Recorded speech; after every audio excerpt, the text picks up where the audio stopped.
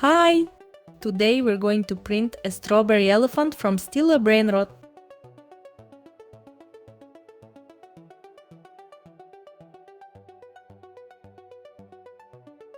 The strawberry elephant was created for us by AI.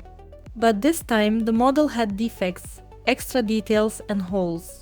Because of that, it printed with errors. The quad remesher didn't help, but the built-in remesher add-on handled the task. Now we're separating the head from the elephant for color printing.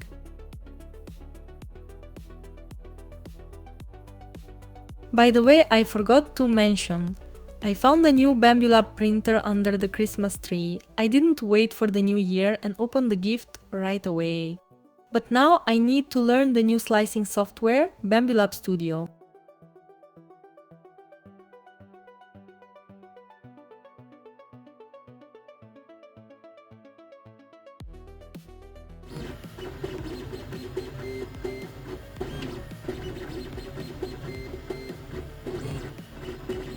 Oh no, the first model on the new printer didn't go as planned.